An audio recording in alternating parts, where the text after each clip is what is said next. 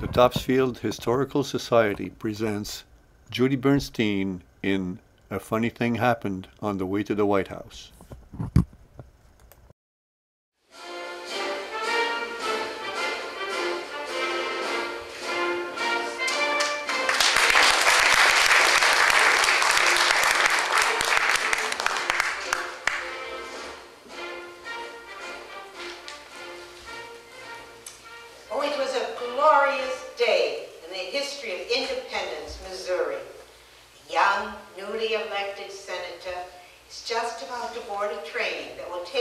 Washington, D.C.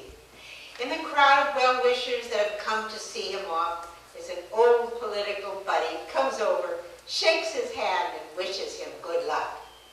But suddenly the young senator confesses he's a little nervous, doesn't know how well he'll do representing the state of Missouri. Now, Harry, there's nothing to worry about. Just remember one thing. The first 6 months you're there, you're going to wonder how you ever got there.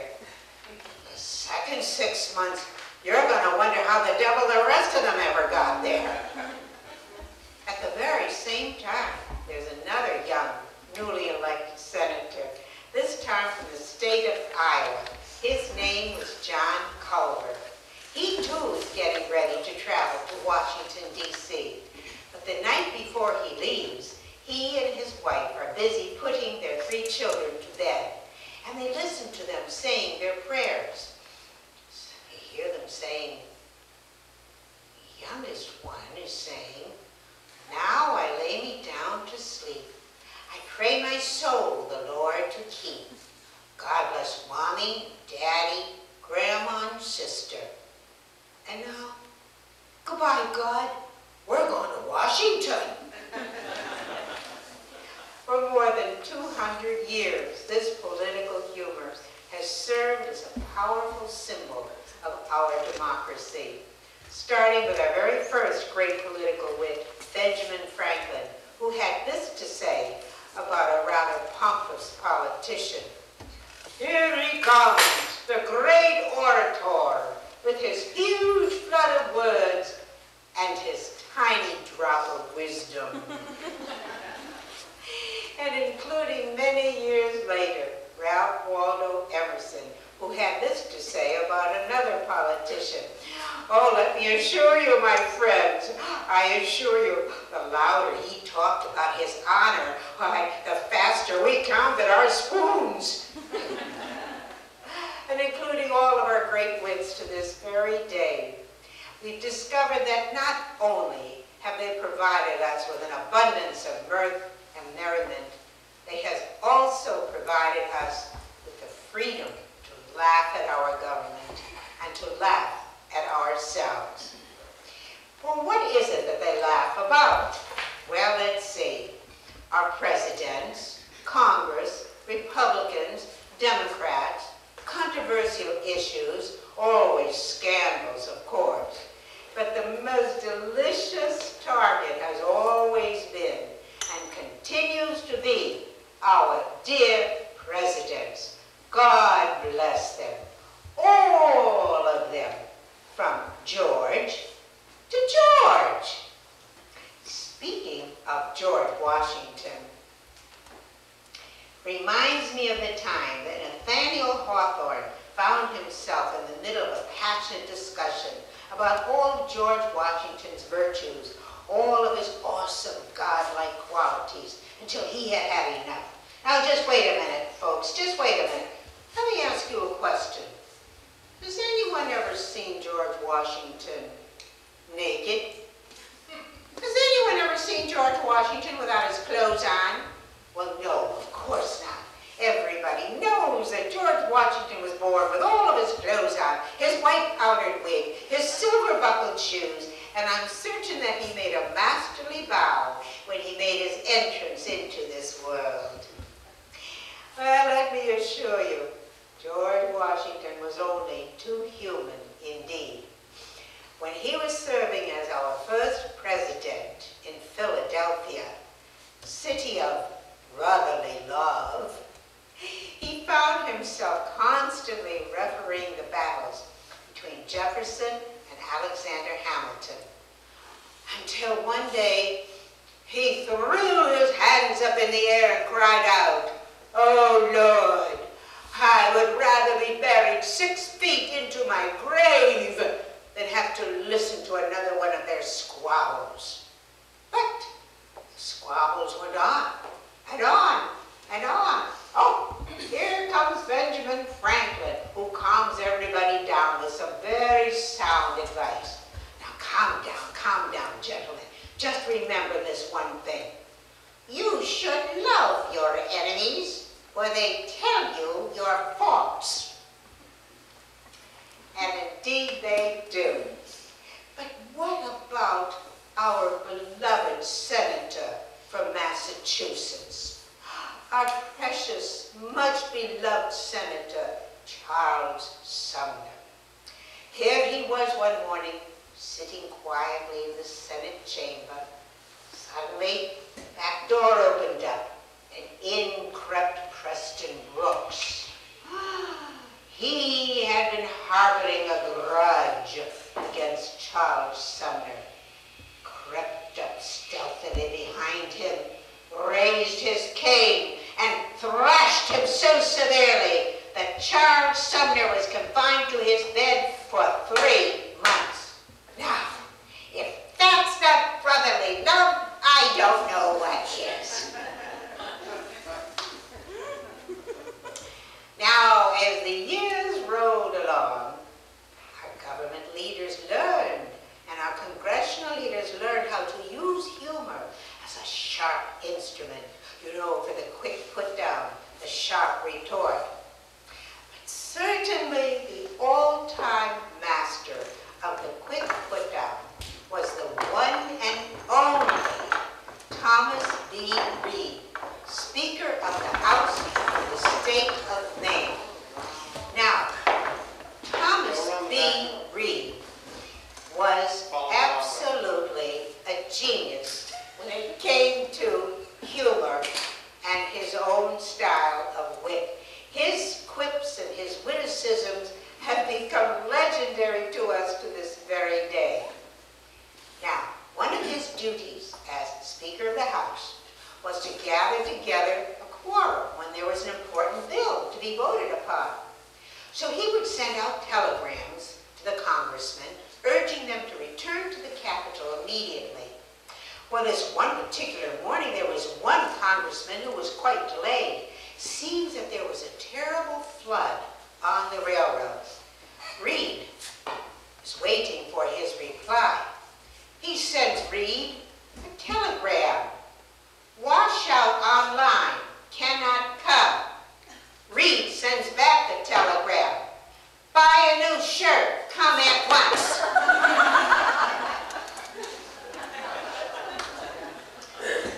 Now, as Speaker of the House, he had to listen to countless, endless, long-winded speakers who just went on and on and on forever. But this one particular morning, he decided he was going to control himself. He's going to sit right here in this chair, and he's going to be very courteous and very respectful. And he listens and waits until the speaker finally concludes his speech by saying, "And I don't care what anyone might think of me. I would rather be right than even be president." Coolly and calmly, Reed looks at him and he says, "You need not be disturbed, my dear. You will never, ever be either."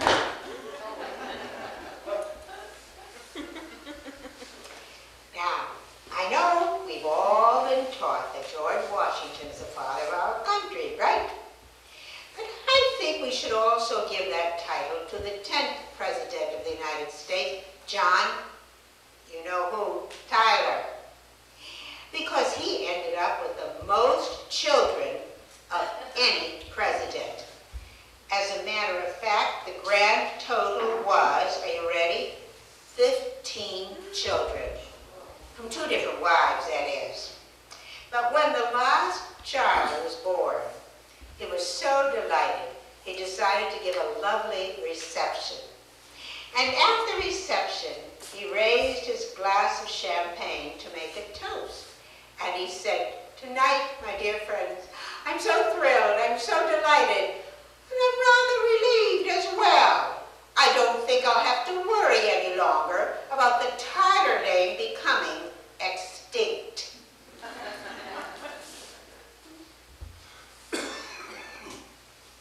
But I know for a fact that the most frugal president we have ever had in our entire history was the one and only Zachary Taylor.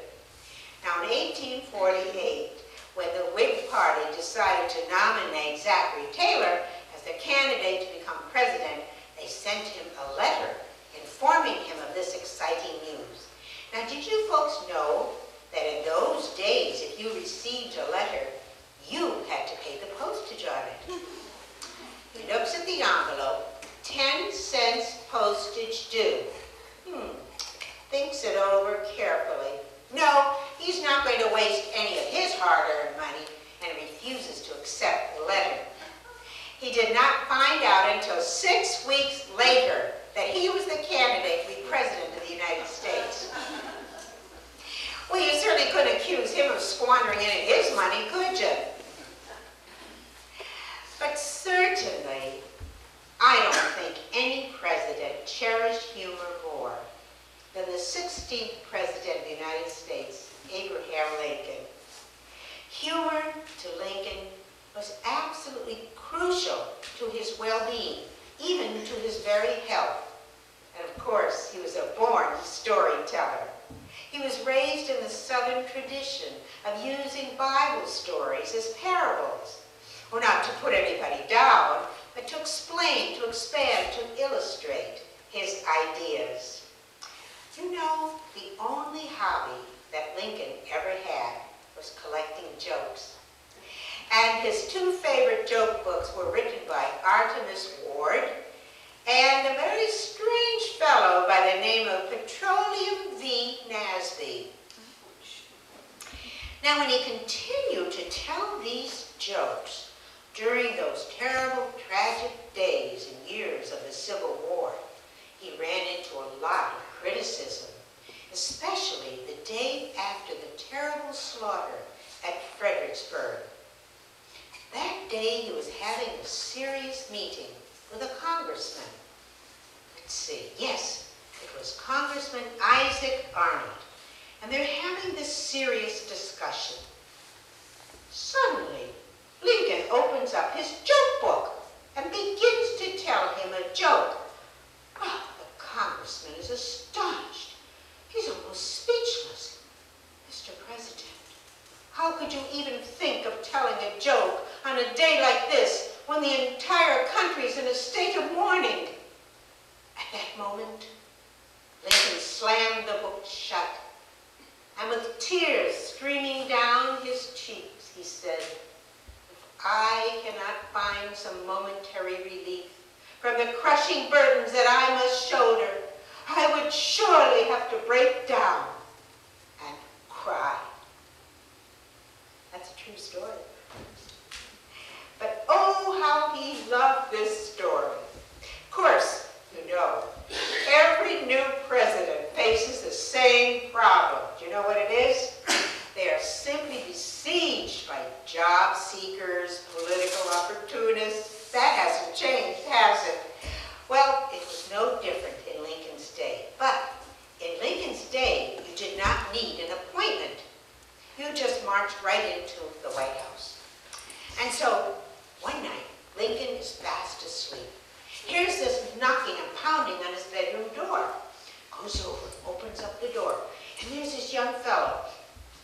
He's all out of breath. "Mr. President, I just heard the news. The head of the Customs Office has just died. Would it be all right, Mr. President, if I take his place?" "Well," says Lincoln, "I suppose if it's okay with the undertaker, it's okay with me."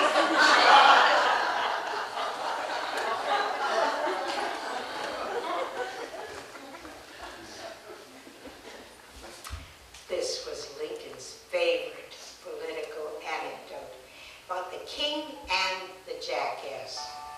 It seems that once upon a time there was a very fine king who loved to go fishing. So he wakes up one morning, looks outside, beautiful day, perfect day to go fishing. And he starts to prepare to go. Wait a minute, this will be a perfect opportunity for me to visit my sweetheart, for she lives not far from the lake. Oh well, in that case, I'm going to have to dress up. I think I'll wear my new suit of clothing. He puts on his new suit, looks in the mirror. Oh, he looks so handsome. Wait a minute, suppose it might rain. I wouldn't want anything to happen to my new suit of clothing. He summons the royal prophet. Come over here, royal prophet. I want to ask you, is it going to be a nice day or do you think it's going to rain? Oh, your royal highness, it's going to be a beautiful day. Not even one drop of slippy-slop rain is going to fall on your new suit of clothing. And so off he goes to the lake. He has a wonderful afternoon fishing. Then he sets out to visit his sweetheart. Just about to knock on her front door, suddenly the heavens opens up and a torrent of rain falls down, drenching him from head to toe. And his sweetheart looks out the window. And she bursts out laughing. He looked so silly. All his clothes he had shrunk on him, and he looked ridiculous. He's devastated. Just at that moment, he sees an old farmer riding along on his jackass, but he's holding an umbrella. He runs over. Mr. Farmer, how did you know it was going to rain today? I had me a royal prophet. He said it was going to be a beautiful day. Now tell me, how did you know? Oh, your majesty, it's not me. You see, it's my jackass over here. He's got his magical ears. It's going to be a nice day. Why, his ears just stand upright and perky. If it's going to rain, his long ears just look down, down, down to the ground. So you see, sir, that's how I knew it was going to rain today. Well, says the king, you listen to me, Mr. Farmer. You go on home. I'm going to find me your jackass. And that, my friends, is how it happened that all the jackasses have ended up with the best government jobs ever since.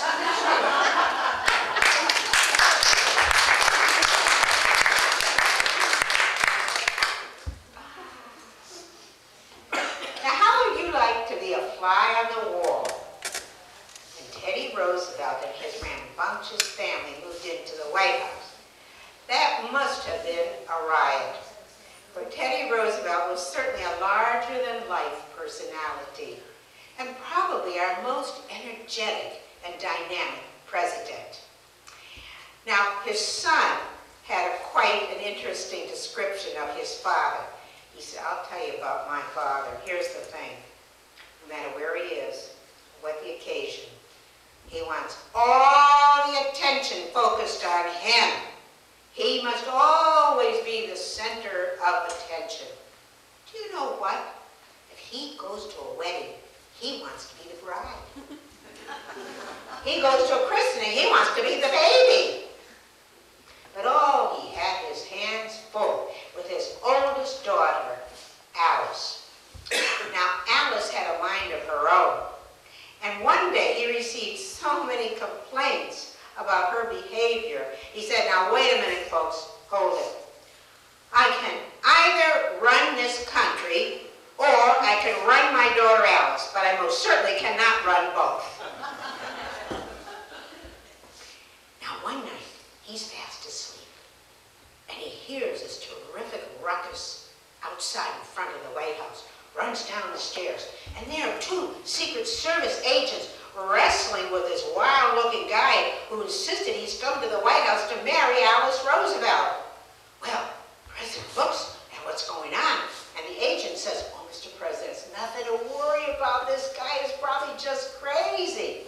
Well, of course he's crazy. He wants to marry my daughter Alice.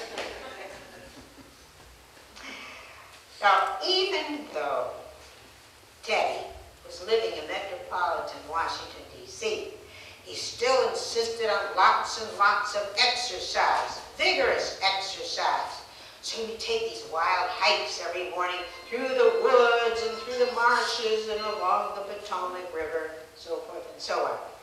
But he also insisted that other government leaders needed a lot of exercise as well and insisted they had to join him.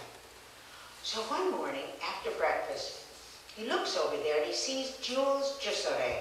He was the French ambassador to the United States, and they really were the closest of friends. Jules, look at you, for heaven's sake. Now come on, you're going to have to join us this morning on our hike. You need some exercise. Poor Jules. He traipses along with the rest of these poor souls. It's a sizzling hot day in August in Washington, and they're almost overcome from the terrible heat. Halt, gentlemen. I want you to listen to me. We are going to take off all of our clothing. We are going to jump into the Potomac River, and we're going to have a lovely, refreshing swim. So they all follow the president's orders. They take off all of their clothing, they jump into the Potomac River, and they're swimming around, so refreshing. Suddenly he notices his friend Jules still has his gloves on. Hey, Ambassador, you forgot to take off your gloves.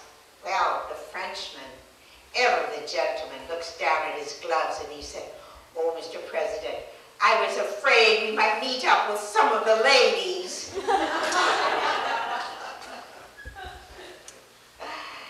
Now, if you think that Teddy Roosevelt was a larger-than-life figure, his successor was even larger. William Howard Taft came into the White House weighing 350 pounds. He was the largest of all of our presidents. But you know, strangely enough, he was very sensitive about his large size and didn't care for all the jokes poking fun at him and all those cartoons and whatnot. But shortly after he moved in, there was a rumor that went around town that claimed that they had to install a specially built 8-foot bathtub in order to accommodate his huge girth. Well, he said that's a lie. Just another one of those falsehoods. There's no such thing, no truth to that at all. Well, guess what? The next day, in every newspaper in Washington, this photograph appeared.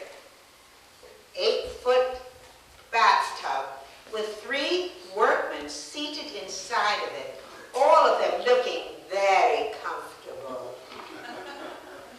Well, when he saw that photograph, he burst out laughing, and he said, "It's a pretty sad state of affairs around here when a man can't even call his gizzard his own."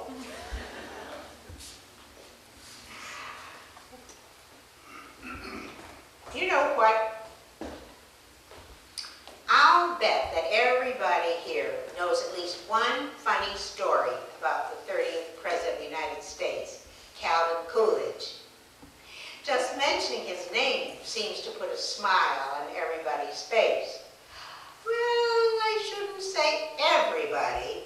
When Alice Roosevelt first met him, she said, "Huh, that fellow looks like he was weaned on a pickle." But Dorothy Parker topped them all. When she heard the news that Calvin Coolidge had died, she said, "Really? Oh my goodness. But how could they tell?" Now, you know, his poor wife, Grace, really had a hard time with her husband. He really earned the title of Silent Cal, didn't he? And her friends were not very happy either about the way he ignored them and wouldn't communicate with them. Well, one morning, one of her dear friends came to her and she said, "I'm very, very upset." And Mrs. Coolidge said, "My goodness, dear, what happened?" "Well," she said, "I made a bet this morning with your husband that I could get him to say more than 2 words. And you know what he said to me? You lose."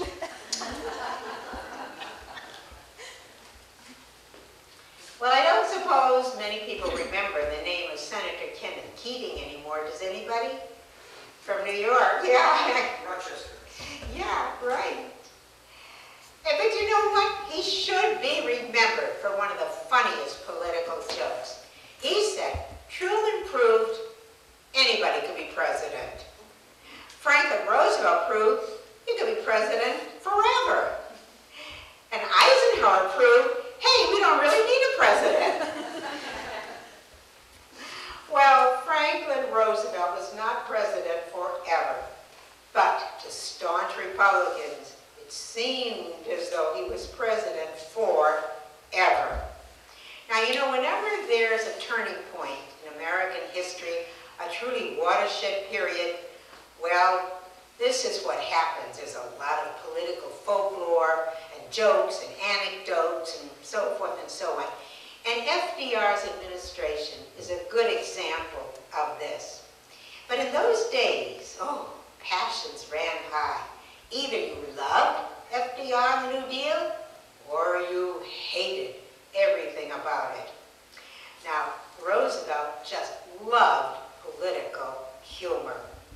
He would regale his guests and his visitors and his friends with an endless stream of political anecdotes. He'd sit down over here in his huge chair, and he would throw his massive head back. Then he would pick up his famous long cigarette holder. And he would watch those smoke rings float up to the ceiling. And then he would begin. Here's one of his favorites. About the staunch Republican who absolutely hated Roosevelt. He was a commuter from Westchester, New York. Every morning he would commute down to Wall Street where he worked. Now he had the same routine every single morning. Rush into the train station, give the paper boy a quarter, look at the front page, put it down, run off, catch the train. Well, the paper boy is just overcome with curiosity, you know. And one day he said, well, mister, could I ask you a question? Why do you do that? Every morning you come in here and you rush up to me, you give me a quarter, and you look at the front page of the paper and you put it down, and then you run off and you get your train. Why do you do that, mister? Oh, son, I'm looking for the obituaries. Oh, mister, obituaries are not on the front page. Let me show you. Boy, the fellow I'm looking for is going to be on page 1. Roosevelt loves that story. But to know, Winston Churchill was a frequent guest in the White House during all those years of the Second World War. So of course he was invited and included in all the state events, elegant parties, and so forth. So one night, he comes in, he's all dressed up, he's wearing his bow tie. And he looks around. Oh, he's in that elegant state dining room. How lovely everything looks. Uh-oh. Who did they seat next to him but his arch enemy, Lady Astor? Oh, how they hated each other. And as the evening ran along, their conversation became increasingly bitter and hostile. Finally, Lady Astor jumps up and she says, why, if you were my husband, I would put poison in your coffee. Churchill jumps up and he says, Madam, if I was your husband, I would gladly drink it.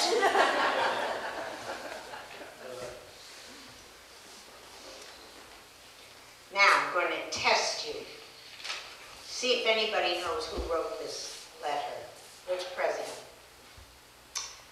Dear Mr. Hume, I just read your lousy review of Margaret's concert. You old man, you write such poppycock. Someday I hope to meet you. And when that happens, you'll need a new nose, beefsteak for your black eyes, and a supporter for below. Signed, who? Harry S. Truman on White House stationery. Now they say, of all the modern presidents, a lot of people say it, I don't know if it's exactly true, they say that John Kennedy and Ronald Reagan really were the greatest wits of all of our modern presidents. Well, I don't know about that, but I know one thing. John F. Kennedy was the quickest on his feet. You know, every year they have this gridiron dinner, you know, in Washington. They honor the members of the press corps. So this is just after Kennedy has been elected to the Congress. It was in '52. So they asked him to say a few words. So he stands up, he puts his hand in his pocket, and takes out a make-believe telegram.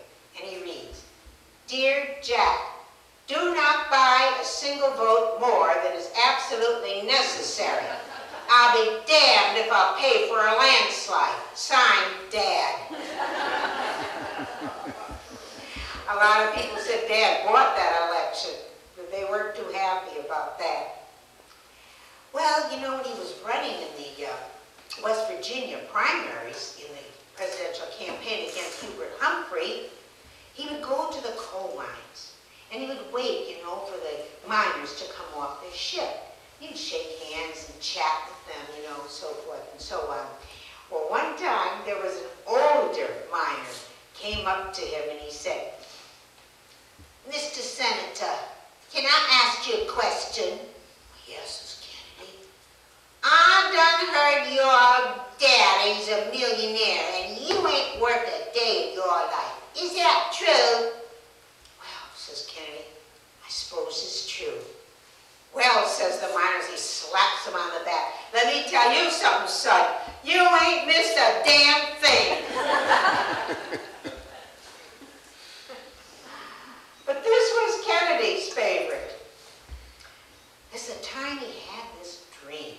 Oh, my goodness. That dream was so real. It was so vivid, he couldn't get it out of his mind. He's fast asleep, okay?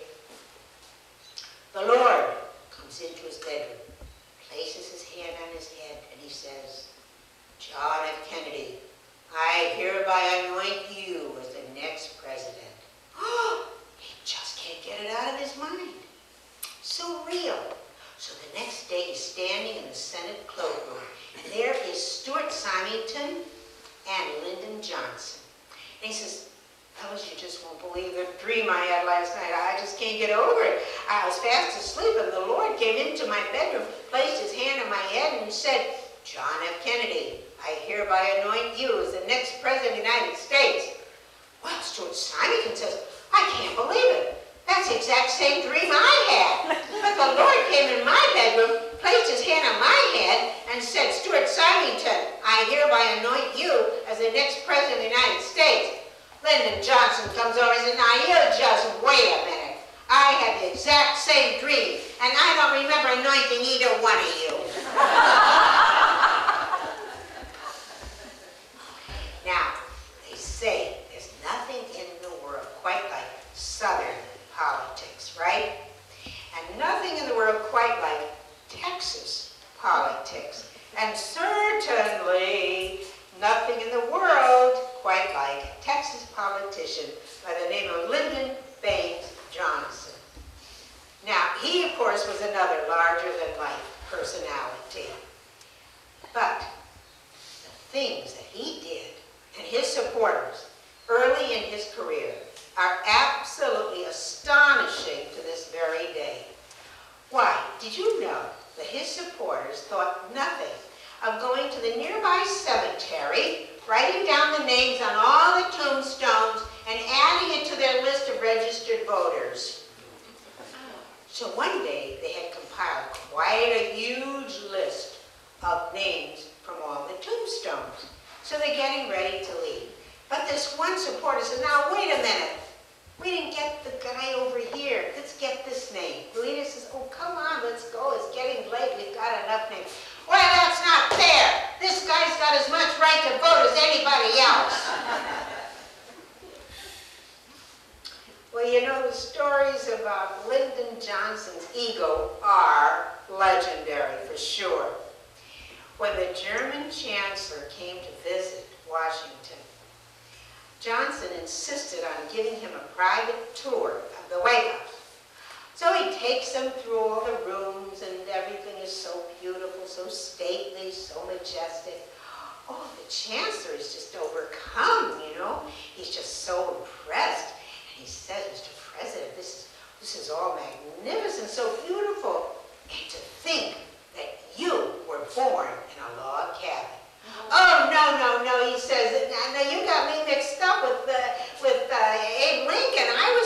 born in any log cabin. I was born in a, what was Jesus born in? A manger. Yes, he said, I was born in a manger. Well, that became an unforgettable joke and anecdote to this very day. But he did say, Lyndon B. Johnson. Well, we've traveled a long history, haven't we? We've come all the way up to a very appealing and sweet-natured fellow by the name of Ronald Reagan.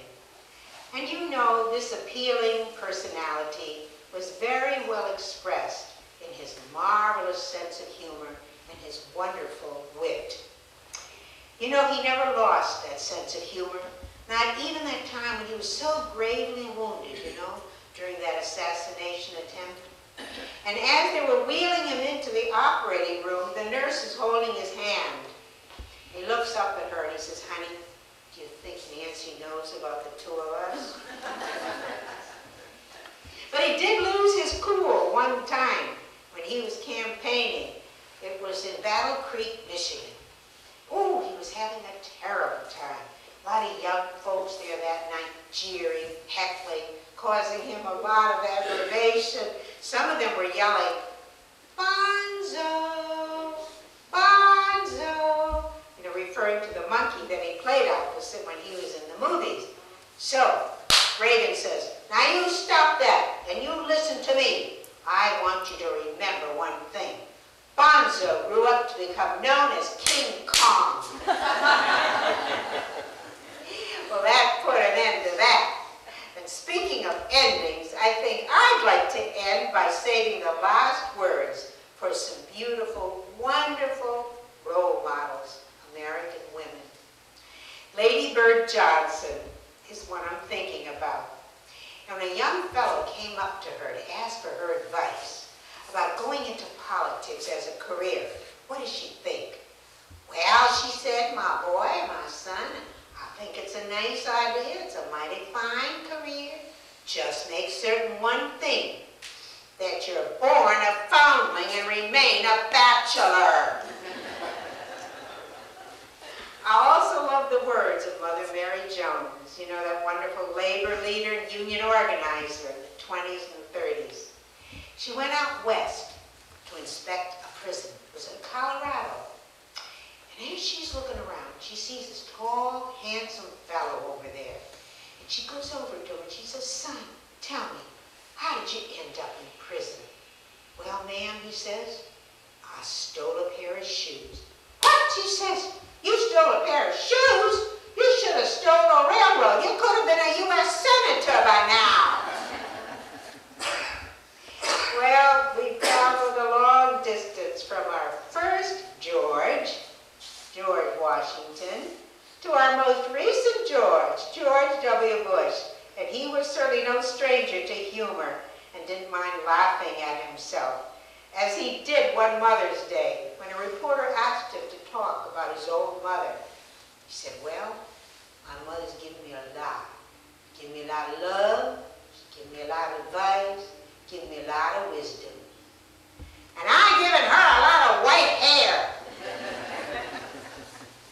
But he brought the house down when he spoke to the graduating class at his alma mater, Yale University. He said, you know what? You folks, you take yourself too seriously. Now, you don't have to do that. Don't take yourself so seriously. Look at me. I never got more than a C+ in anything when I went to Yale. But look at me. I got to be President of the United States.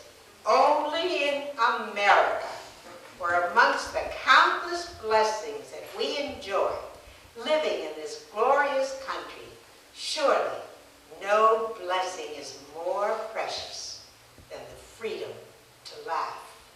And so the next time you say, God bless America, make certain that you say it with pride in your heart and a smile on your face. And may God bless each and every one of you. Thank you.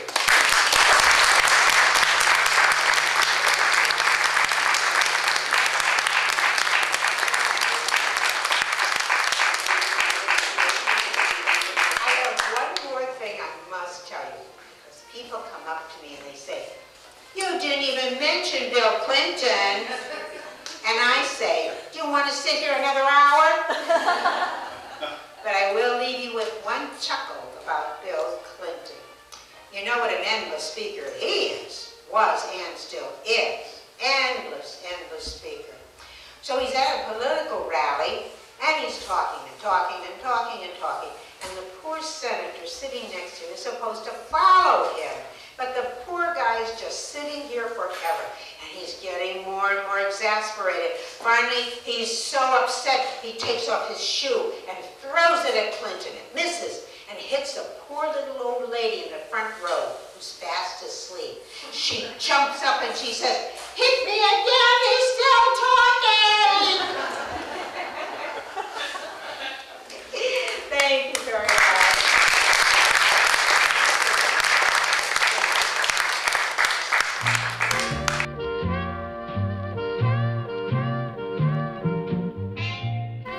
This program has been a production of Topsfield Cable Television.